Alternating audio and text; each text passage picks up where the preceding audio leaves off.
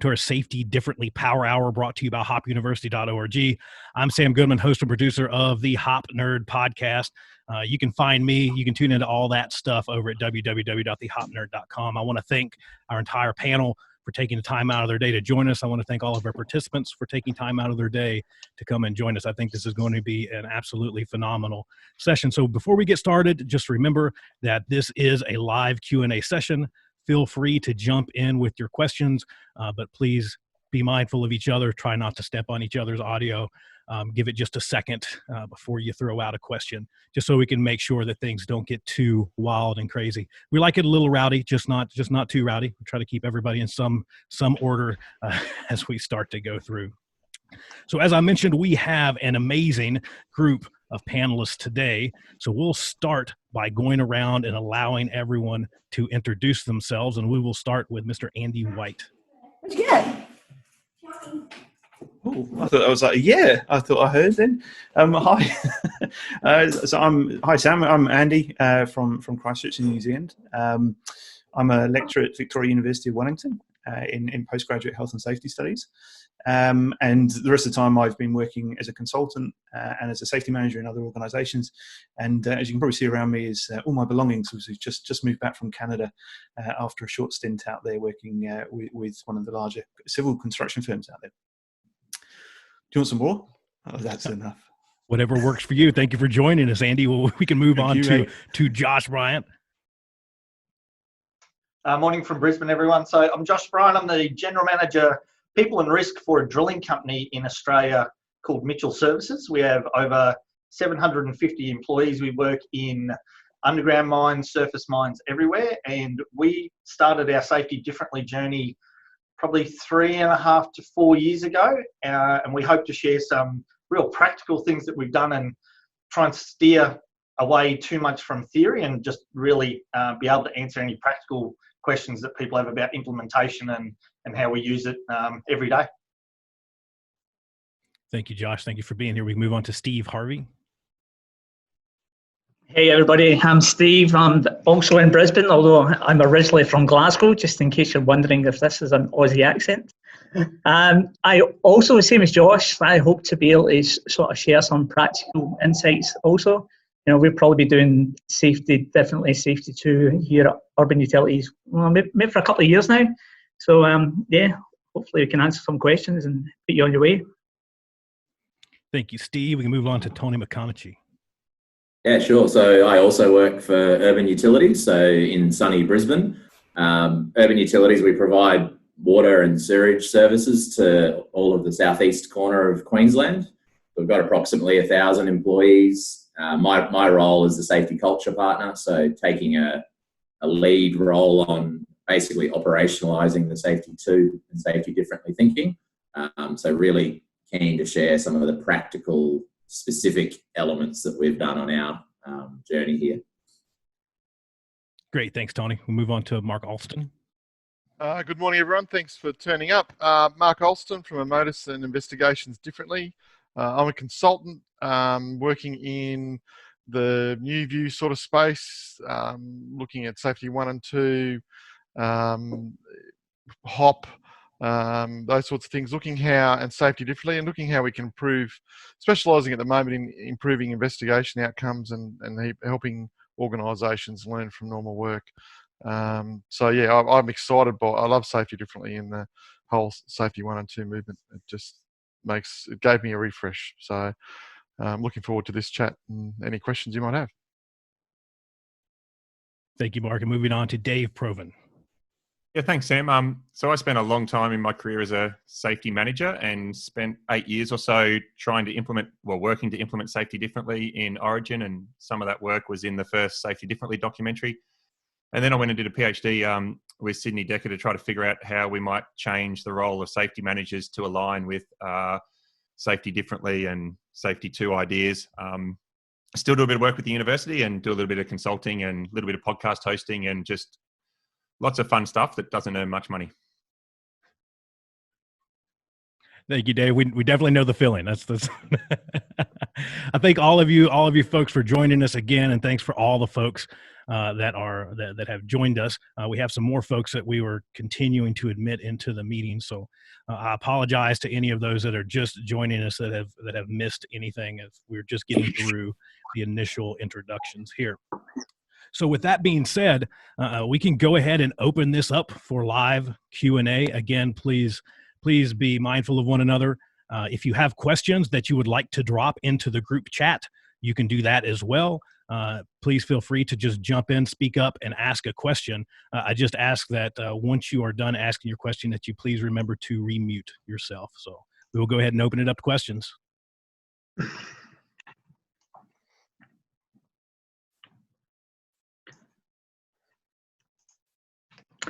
The silence is deafening, hey? So if people can hear me, I'm happy to jump in and open things up. Why don't you go, Dave?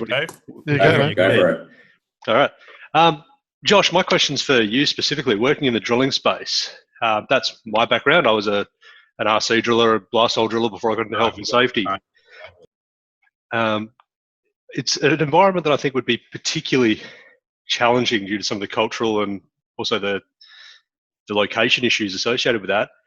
How have you found implementation of safety differently or safety two, particularly among the frontline workers, the drillers and offsiders? Dave, we did it quite subtly. So a lot of people can come in with a safety program, slap a name on it, and then off you go. We took the concepts of safety differently and started to implement into their day-to-day routines. So starting to change the language of how we were doing pre-shift meetings, how we were doing our interactions with them in the field. So a total move away from that, let's go out to a drill rig and have a look at the at-risk behaviours. Like, it's just a load of crap and wasn't adding any value. We're going out there and actually talking to them about, what are the struggles that you have with your work? What are the things that the company makes you do? What do you think's a silly idea? If I was to give you $20,000, how would you change things on the drill rig? How would you change the way you work? The other thing we did, Dave, is change the way that we communicate stuff like incidents. So you usually send out an incident notification saying, this driller's assistant hurt himself on a drill rig and, don't do what he did, and I want you all to reread the procedure tonight. We steered all the way, totally away from that, Dave, and the language we introduced was more around, this is the work that person was doing. It's stuff we do every single day. This is the way we want to change it on our drill rigs. Thank you for your input. This is what we're going to look at. So moved away from that real negative side of safety into that safety differently space where people are seen as a solution to harness. So move away from the individual work and really focus on changing the workplace and changing the techniques and the training that we give people, rather than just focus on the individual. So Dave, I hope that answered your question, but in short, we didn't go out, we didn't come up with a heap of PowerPoints, we didn't throw stuff up on notice boards. It was we actually attacked normal routines and normal communication and just subtly changed it to safety differently and safety to language and hot language, particularly our response to incidents. And that's how we've made a change in our culture. Right, thank you. I think it's really good. I would sort of agree with that there, Josh, as well. That's one of the big things that we've done at Urban Utilities. That we really went in and started using safety to safety differently language. We started really speaking about what can we learn from this, rather than focusing on who we can blame. And it's so funny, I've been doing some work on decluttering our incident reporting space along with Tony, and we were taking a deeper dive into what it looked like in behind the system. And when you hyperlinked onto one of the settings, it actually said who's to blame for this event, and it was really quite funny. The change that were made along the journey that we've been taking. It was really funny about who can we blame? And once we stopped using that sort of language here, the guys really jumped on board. They loved it.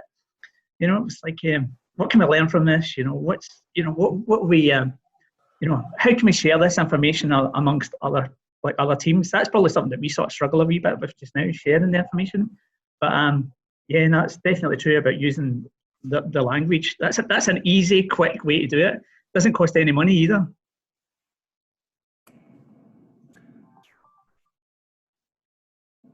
Excellent. Any of the other panelists want to chime in on that one, or we can move on to another question?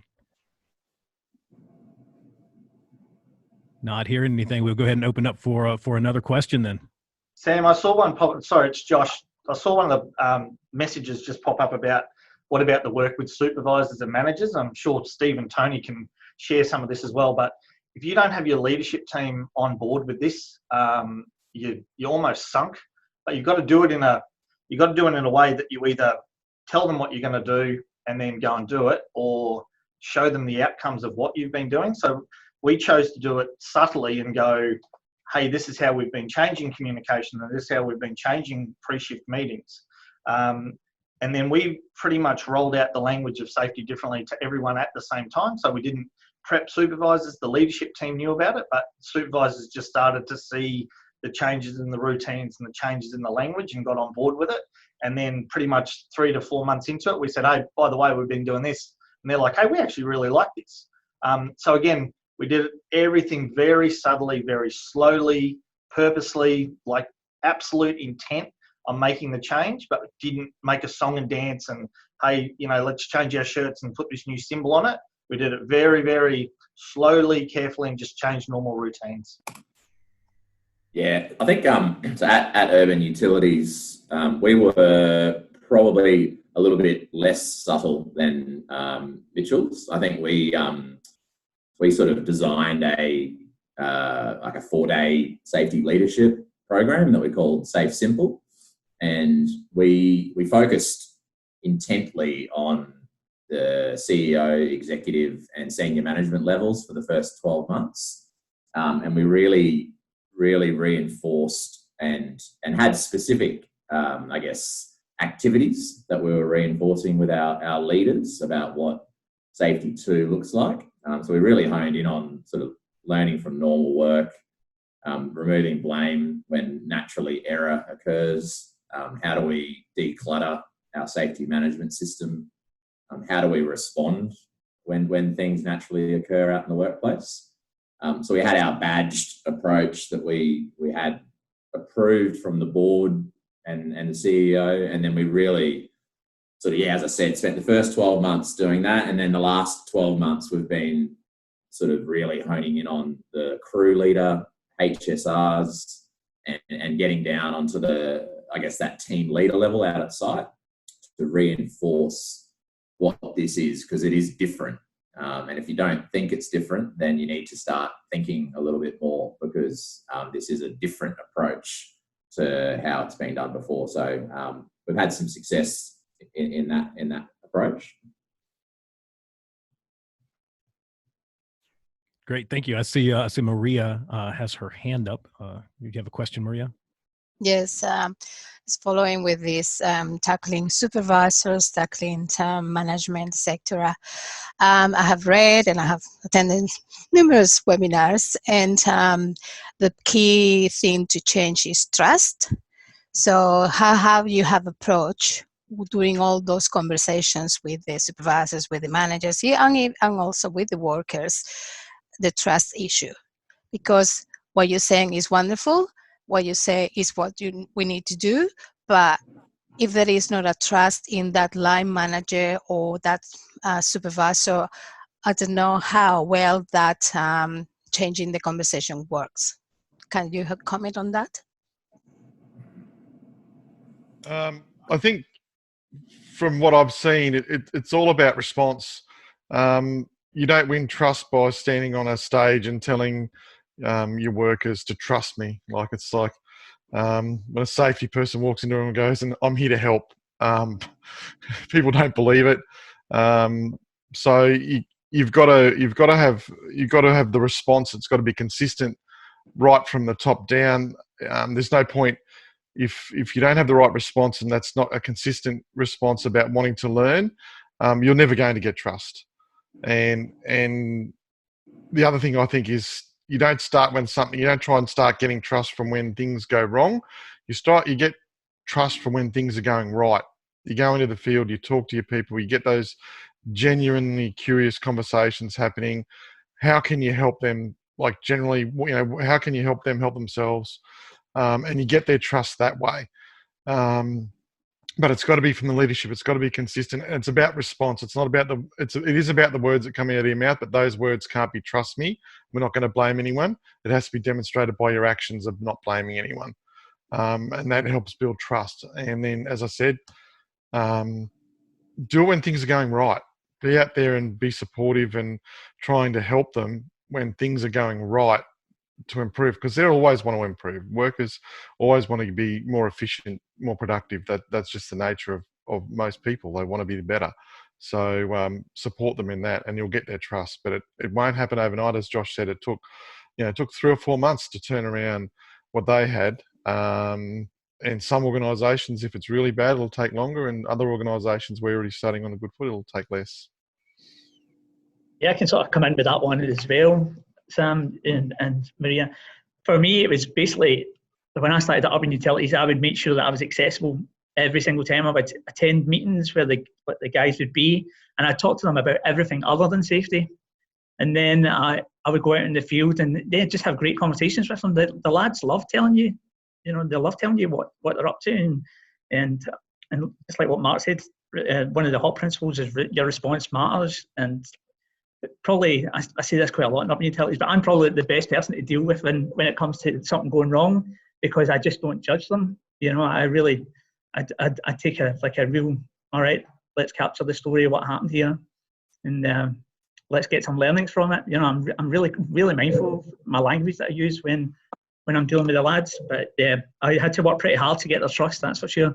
So spending a lot of time talking everything other than safety with them. I think if I can add to that, Steve, when I moved over to Canada to work with the company I was with there, they had already had a year of safety differently, and a lot of discussion around the very abstract concepts of safety differently and HOP and so forth. But that's how they remained for about a year. They were kind of spoken in the abstract, the managerial speak. And the reality was, when I got out the first thing I wanted to do was actually get out to the front line and see people. And I got the piss ripped out of me because I had all my nice clean clothes and everything else. But I didn't care. I just wanted to get out and see people. And when you ask them, what do you make of these new concepts? Don't really know what it means. Don't really know what we're actually doing. And the reality is that if you really want to get that down to the grassroots, you've got to come up with analogies or examples or ways of explaining, or representing these concepts in real time. We know senior management talking abstract, but most of our frontline guys and most of our middle management talking concrete concepts. So being able to make it relative to them and relevant to them, I think is most appropriate.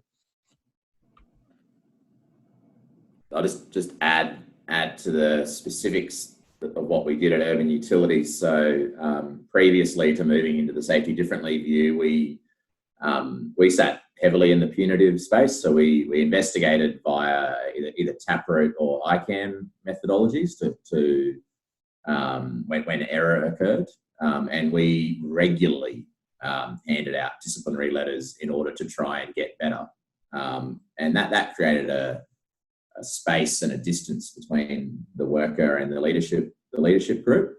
So what we've created is this learning team approach, where what I really like about the learning team approach is it's the same experience for a worker when we want to learn about normal everyday work, and also when an error occurs or there's variability away from a prescribed way of doing the job.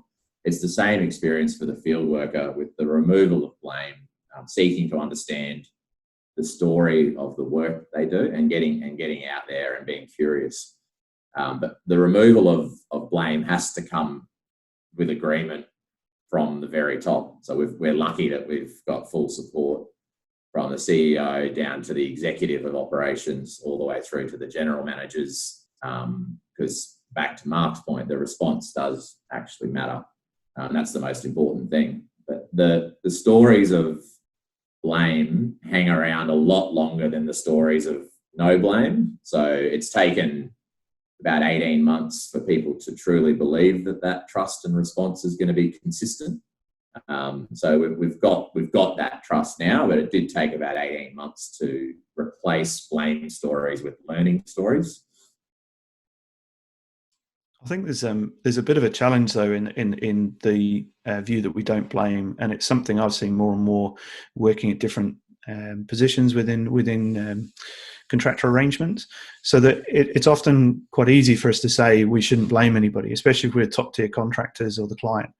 But if you're down the bottom of the ladder, or if you're in the middle, in the middle somewhere, then as much as the organisation might not want to blame that individual, contractually they may have to do something like remove that person from site by client requirements. So I think it's naive of us to think that I think we need to be aware of how we can mitigate that within our own organisations and within the contractual arrangements we find ourselves in, because we can embrace that as a principle, but the practicality of that is somewhat difficult at times, and you don't want that to suddenly undermine your efforts of we're not going to blame individuals here, but just how the organisation itself responds. Can we move that person to a different project or a different area of work? I think it'd be appropriate to consider that, but I'm happy to be challenged on that one.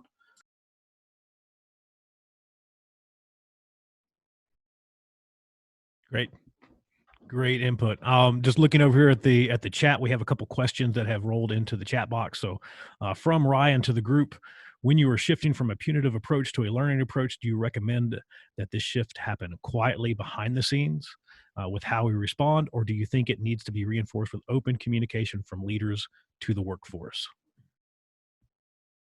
Ryan, if you start taking away blame, I mean, I was lucky when I first took over my role with Mitchell's. I actually looked after HR as well, so I was actually in charge of written warnings. So they dramatically reduced when I came on board, as we started to really learn from individuals and saying, when you got a CEO going, well, hang on, if it was you and I in that workplace, would we have done it exactly the same way? And the answer is yes. Well, the guy's not getting a written warning. End of story. My point there is that you don't have to do a lot of the communication. The workforce will do it for you. So they suddenly start hearing that, hey, see that communication and that guy got injured? He didn't get a written warning for that, because they realised that they made the workplace absolutely crap and he didn't have a choice to do it that way. And the supervisor came down and signed off that site was okay. He didn't get a written warning for that. These guys are starting to listen to us. They're taking us serious. Like this is working. So that's that. I guess, do I get up on top of a stage and bang my drum and say, hey, you didn't get a written warning? No. You do it responsibly. The other thing with blame is that there's a difference between blame and holding someone to account too. Very much so. And I think you need to be clear with your workforce on that you're accountable. You've been given a set of standards. But if the workplace led to someone getting injured or doing something incorrectly, we need to learn from that as a business as well.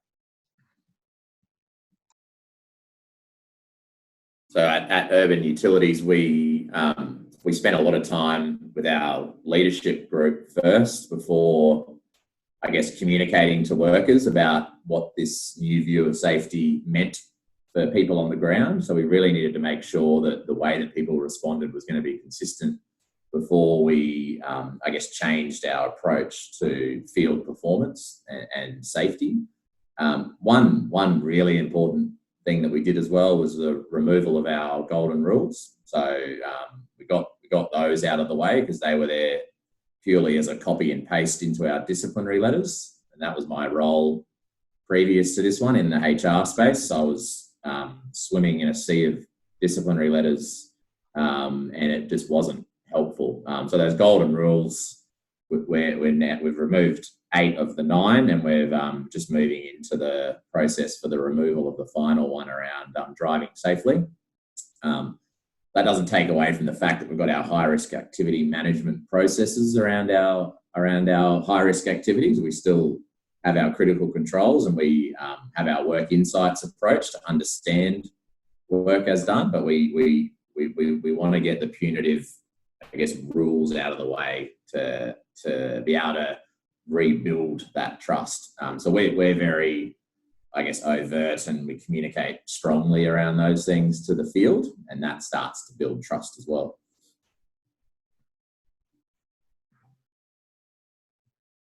I don't know. I think it'd be quite an interesting contrast to perhaps Tony's view. You're sort of at a client level, Tony and Steve, and then Josh, you're at a subcontractor level almost. Is how do you, because you're obviously trying to drive that, reduce the blame, get rid of the blame. You're driving it from the top, and Josh, you're trying to sort of influence upwards in many ways. How does that contrast and compare between you guys? Do you find you have issues, Josh, in pushing that up and elevating that no blame? As I was sort of defining earlier, you might in your own organization not want to blame someone, but your clients may be pushing down on you to say, no, you do need to get rid of this guy from site or what have you. Yeah, Andy, thanks for the question, man. Sometimes very much feel like you're acting as a shield between a client and your own people. Sometimes your hand's forced, but I'll never be forced to put disciplinary action on one of my people by a client. But I may get asked to remove that person from site because they have a perception on that person's appetite for risk, whether they get it or not.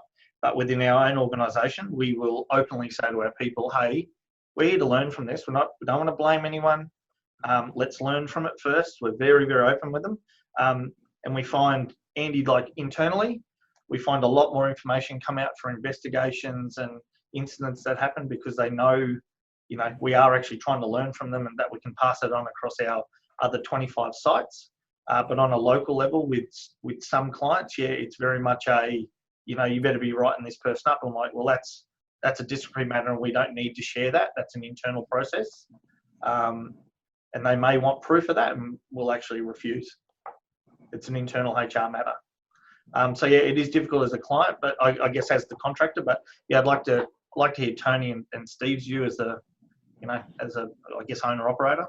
Yeah, like we've definitely had some experiences where we've tried to influence some that become delivery partners in our world, and we watch what we watch what those guys are doing, and they see what we're doing, but they just don't have the appetite to remove documentation like we've done. Like I remember having a conversation with someone around when we removed our pre-start risk assessment process and called it the chat.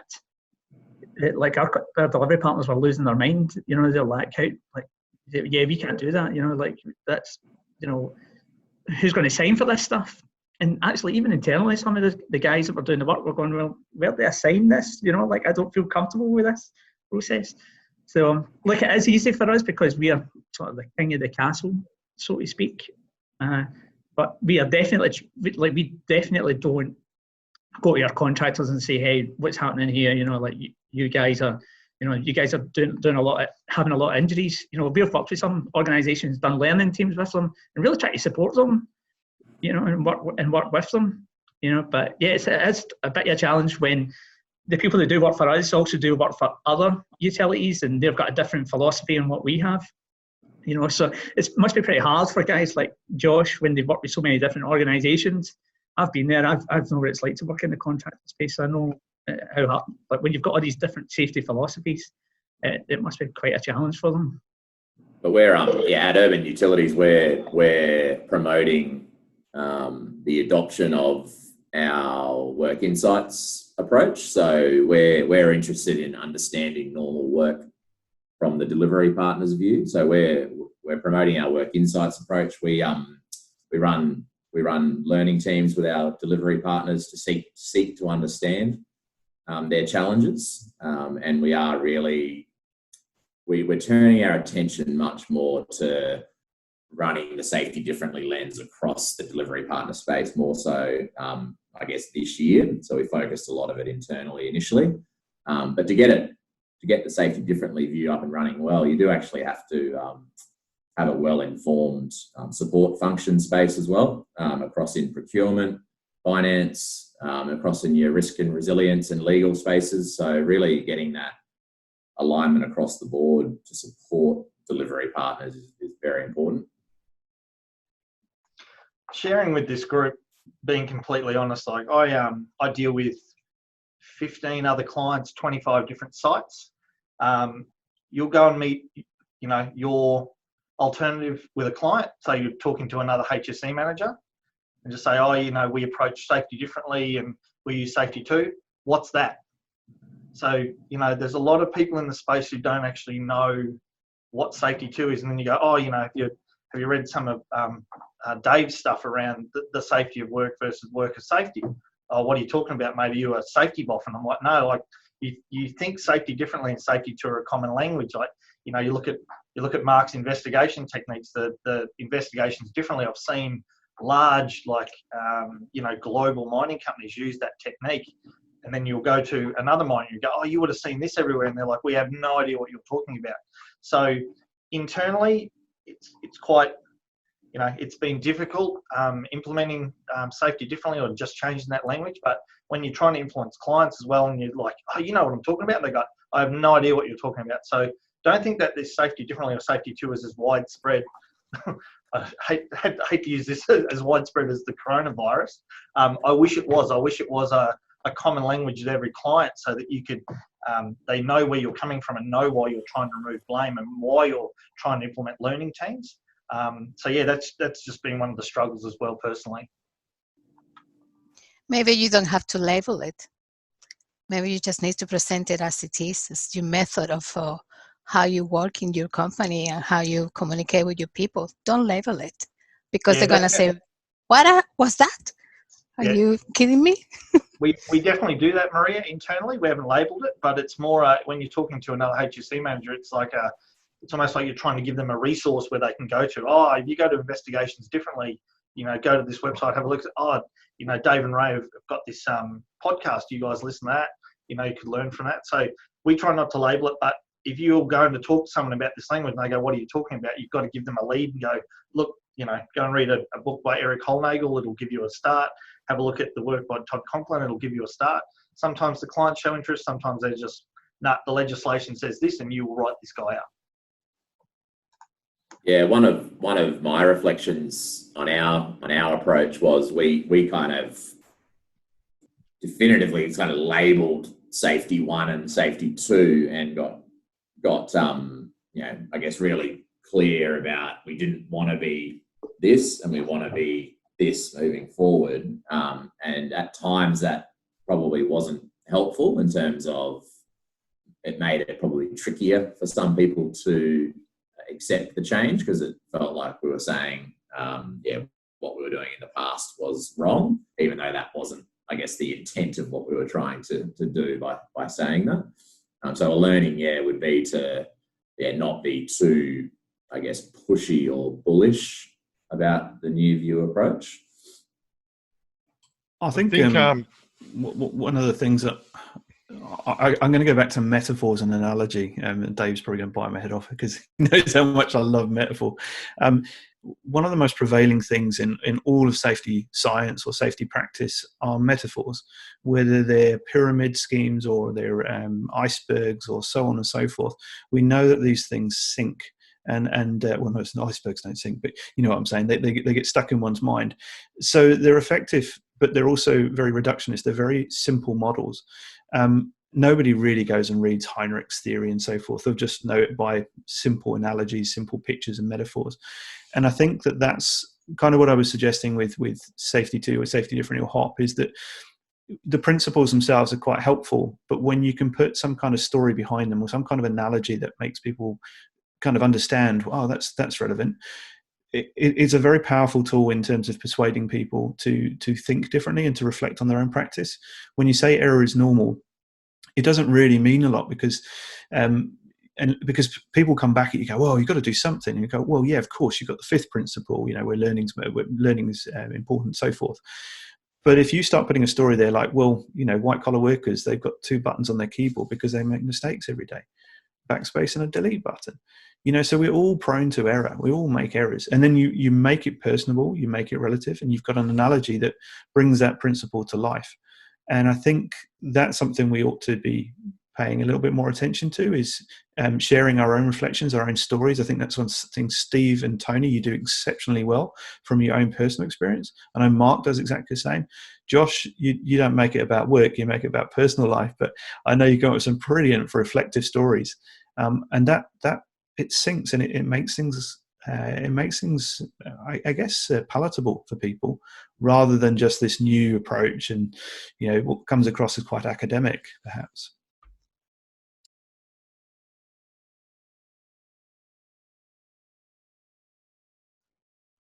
Excellent. Great. I input. think, sorry, I just Nope, want go ahead. I think sometimes we talk, like, as safety people, we jump onto something and we go, oh, this is a new intervention. Like, this is a new intervention, so we want to brand it, label it, market it, show we've done something new. But I think this is not, it's not a program. Like, it doesn't matter which is Safety 1 and 2, Safety Differently, New View, HOP, whatever you want to call it. They're not programs, and there's a risk of treating it like a program and branding it and getting out there and saying, we're doing this now. And this sort of all clicked for me a few years ago, and I was sitting around a meeting of a safety meeting, weekly safety meeting, and I saw I saw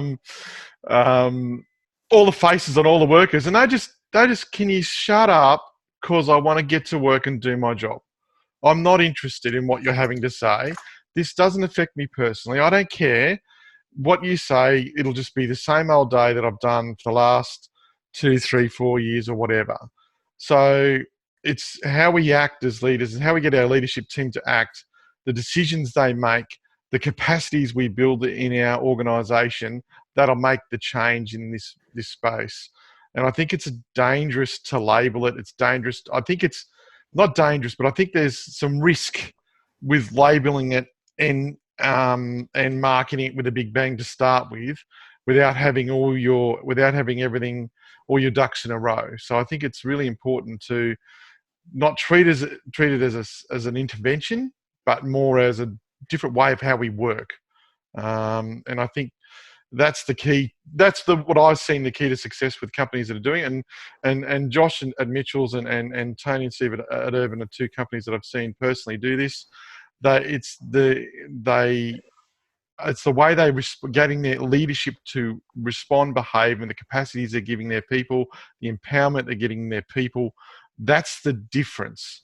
Treating it as our next Beyond Zero sort of program, or whatever you want to label it, or I think that's an error that some organisations can make in trying to implement this ideology, ethos, way of operating. What do you reckon, Dave? No, look, thanks, Mark. Good segue. I wouldn't overestimate the impact that senior managers have in an organisation. So when I did the work at Origin, I sort of didn't even talk to the senior management about what we were doing. All they're interested in is seeing performance and things get better. And it was a large organisation. I focused more at the operational management level of the organisation.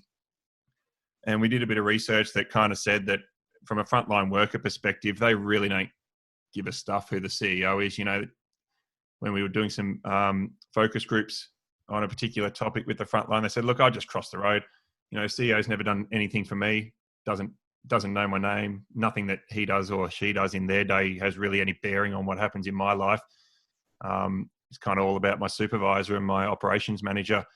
So we sort of started there, and we didn't brand anything. All we did was say that we're disconnected from the needs of our people in the field, and we need to fix that.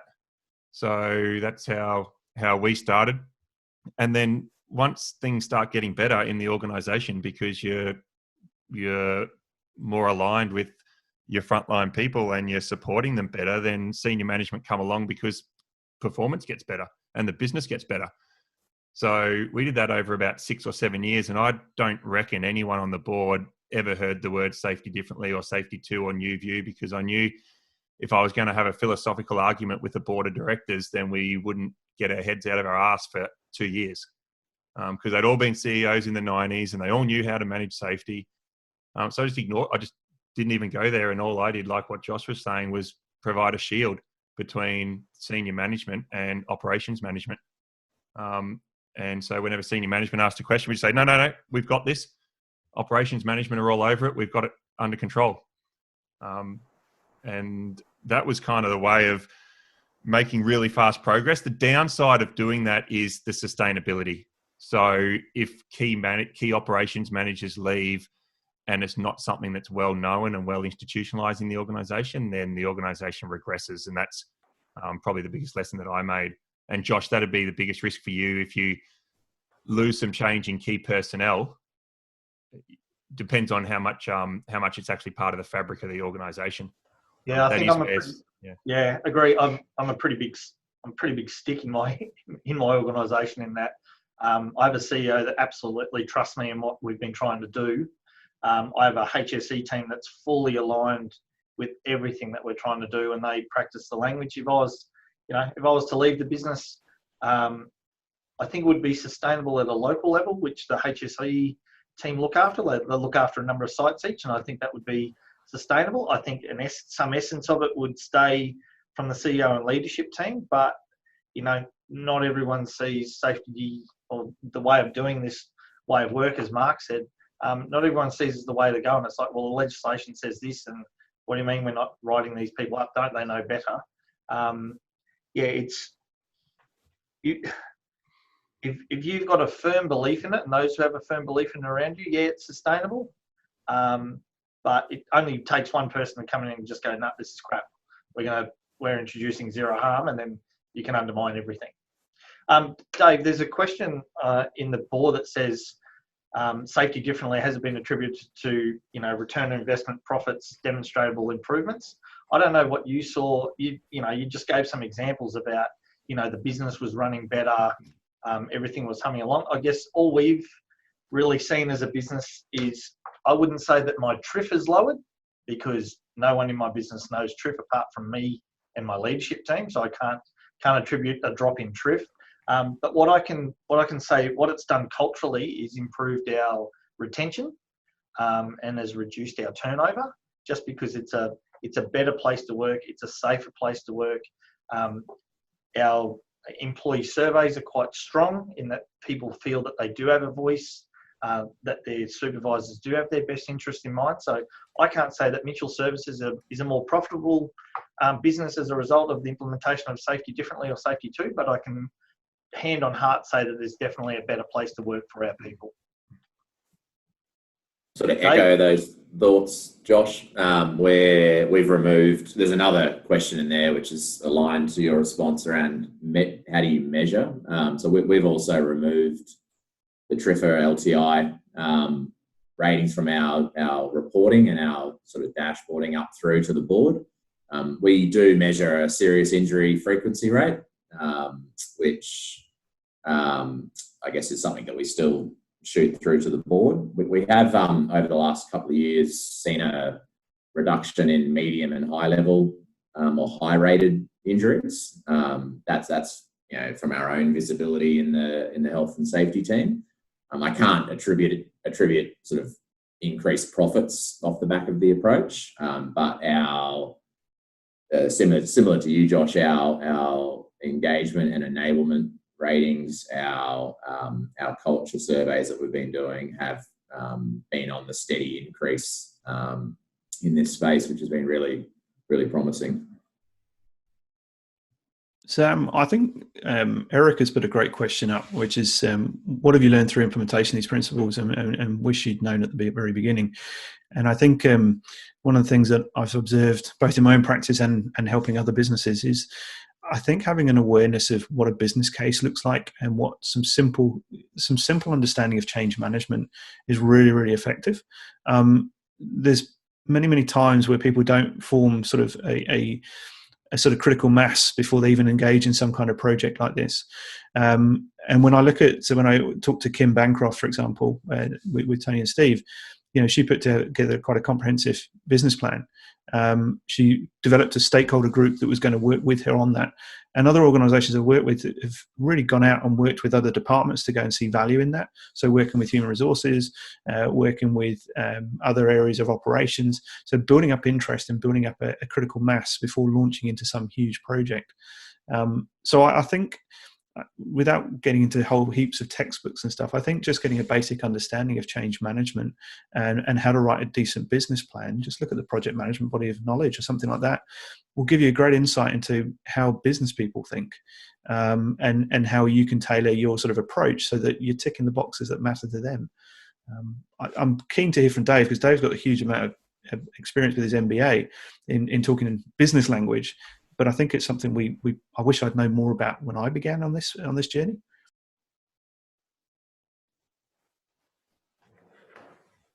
Yeah, thanks, Andy. I wasn't expecting to be called out there.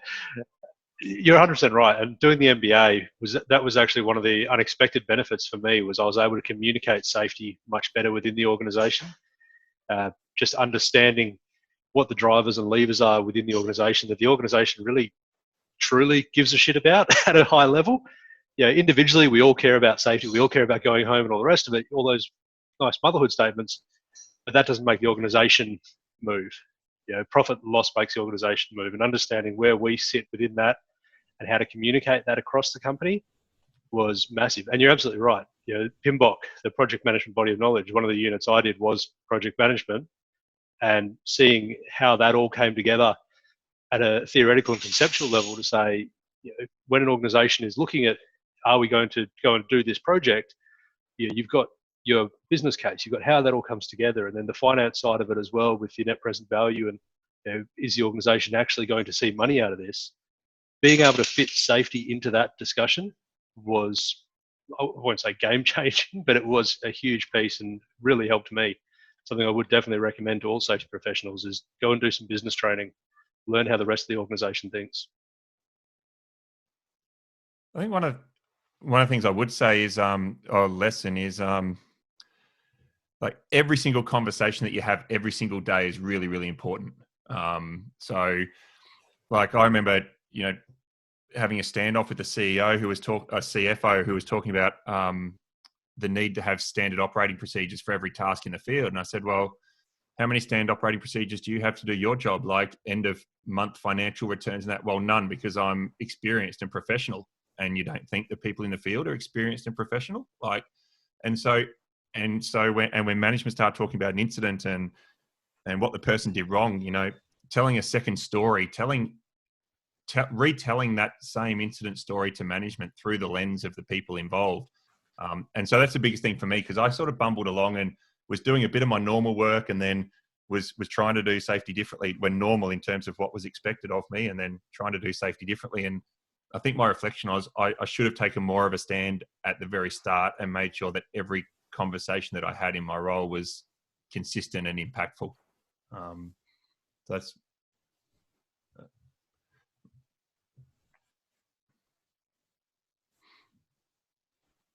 and not being afraid. Just give things. That was the thing, is not being afraid to try things. Many experiments. You got the trust of the people, and you say, look, let's give this a go. I think the whole thing about safety differently was the freedom that it gave me, and to not be restricted in what was, normal expectations of safety, to actually get out of that box and be free, and actually ask my client, which is the worker, what do they need? What do they need? And be curious about them, that and have that freedom to that. So rather than like reversing the onus and getting direction from them, rather than me giving them direction. And when to Dave's point, it's that conversation change I try and get over to leaders is the typical conversation that a leader goes in the workforce is, the poo sandwich or whatever you want to call it. It's them. The leader comes down and gives their wisdom or insight to the guy doing the job or the person doing the job.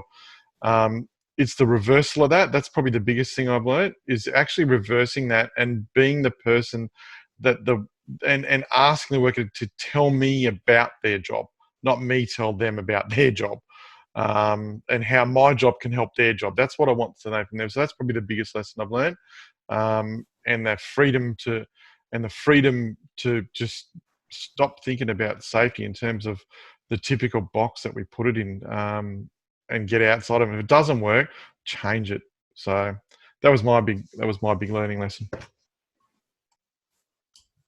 I think from a personal perspective, the only other thing I would sort of add to this is that I think one of the things that I've embraced ever since I was an engineer and then have travelled around the world and worked in Antarctica and all kinds of cool stuff I've done in my job, the one thing I've always tried to do is be reflective of my own learning. So if I don't know, I don't know. But what I'll do is I'll go straight on Amazon and buy a book about something that I think is appropriate to learn about. If I pick up a Sidney Dekker book, I don't just read Sidney Dekker books. I'll go and have a look at who he's looking at, who's he referenced, and go and find out a little bit more about it. And there's two people who've been very influential or three people actually been very influential in that space. One is Drew Ray, who just sends me ridiculous books to go and read that I have no idea how this relates to safety, but it broadens my mind. Probably Dave, because Dave pushes me to look more at evidence-based research. So I've go and look at a lot more articles. And perhaps the other person is John Green, who really has been calling for many years for safety professionals to broaden out from the natural sciences to go and look at things like philosophy and sociology, basic understandings of psychology. Because what we do know is that safety is one of those disciplines that's been heavily abstracted from other areas, from business and organizational science, from psychology. And in the process of abstracting things, you lose detail. You lose real understanding about the context and why this matters. And I know one of my students in the room at the moment, and I really implore my students to go back and look at some of that original literature and go, wow. I'll take you, for example, Patrick Hudson's culture ladder model.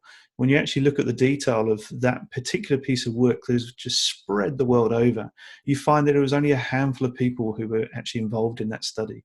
You find that the mechanism within which we suppose people move through different cultural levels is actually from a drug addiction or an addiction study in medicine and psychology.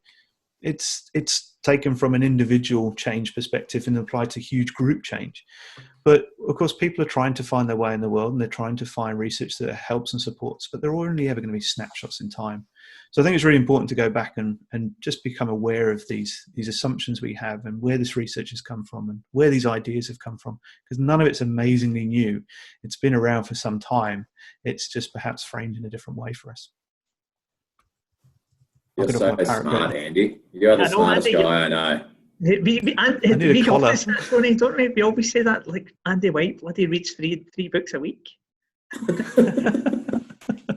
But I might be reading, but it doesn't mean that I wrote this stuff. This stuff is there for us all to access, and in many ways, it's never going to be all of us that can sit and read this stuff. So connecting with people and sharing ideas, that's definitely going to be the best way to get a better understanding of all the literature that's out there and all the ideas that are there.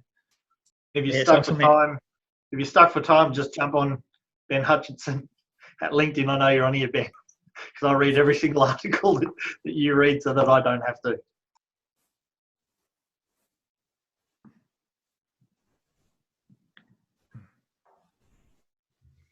Excellent.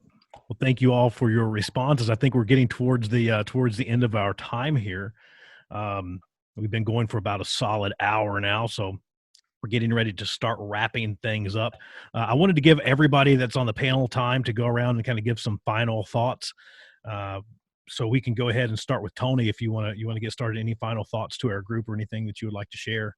It's probably just more a call out that if anyone wants anything, I guess, specific about the processes that we've changed around implementing our work insights approach, our change management approach to decluttering, our learning teams methodology, the way we've changed our reporting, any of the specific things that we've done, I'm more than happy for people to reach out and share some of those things so they can learn a little bit more.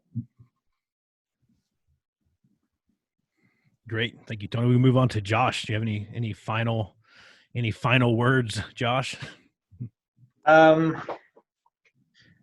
We did this for the right intent, which was never about making the business better. It was about making workplaces better, making things easier for our people, giving our people a voice. If there's one thing that I could pass on, it's if you're trying to make this change, do what you have done and leverage off your early adopters. Like find the ones who like get it and leverage off that, so that you don't, you're not the one-man army.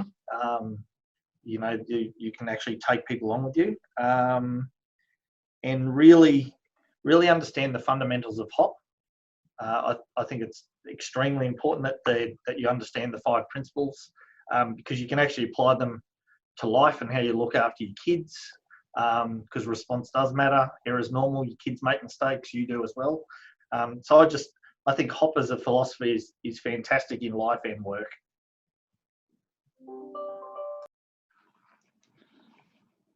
Great. Thanks, Josh. We can move on to Andy.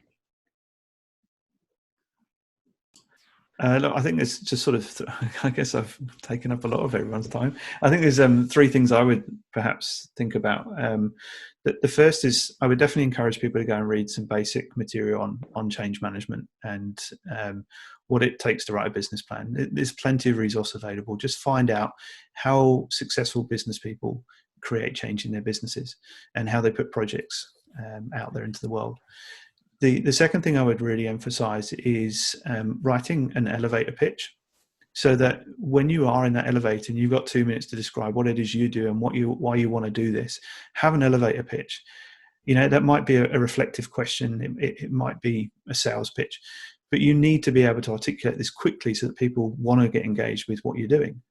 If you're going to spend hours explaining the 5 principles, it can become time consuming and nobody really wants to engage with that.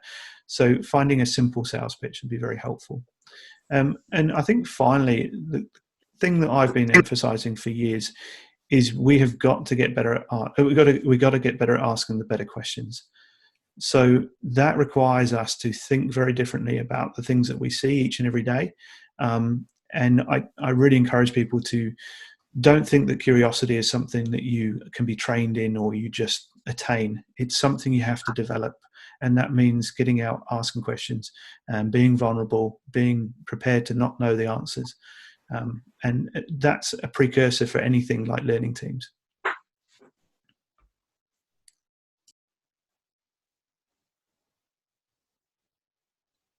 Great. Excellent, Andy. Thank you so much. Steve.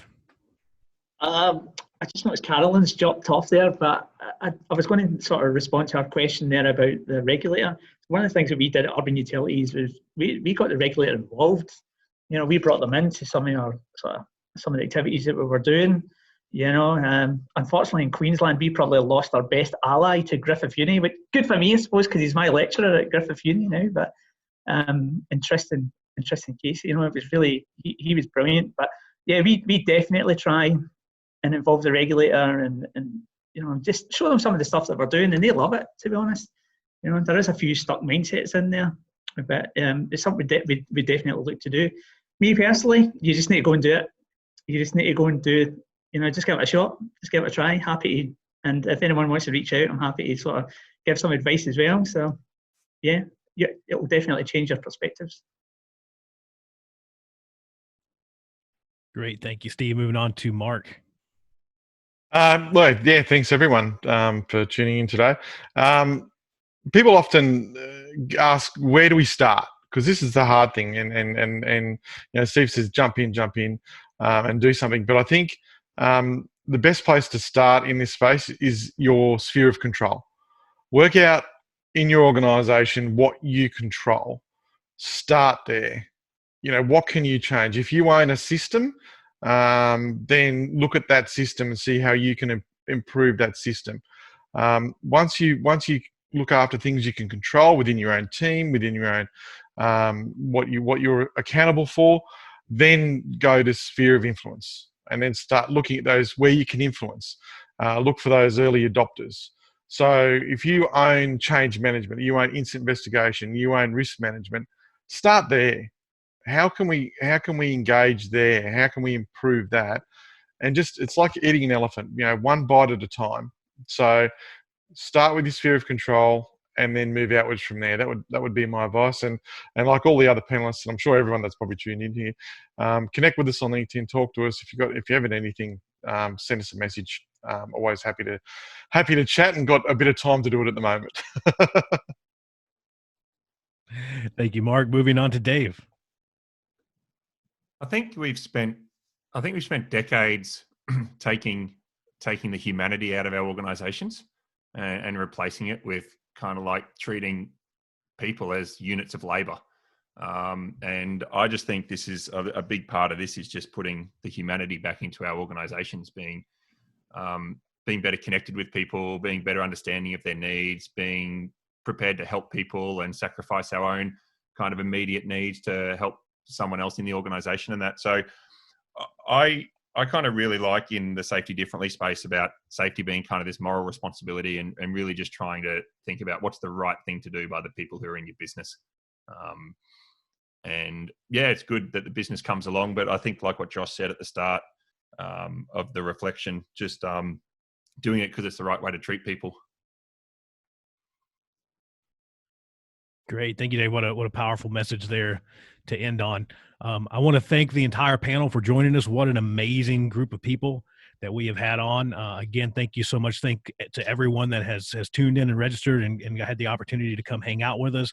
This has been absolutely amazing to get to listen to this group of folks. One thing that I do want to share again is that everyone here seems to say that you tune in and make sure that you reach out to them. Seems like it'd be a really, really valuable resource to you. Any final questions before we finish up?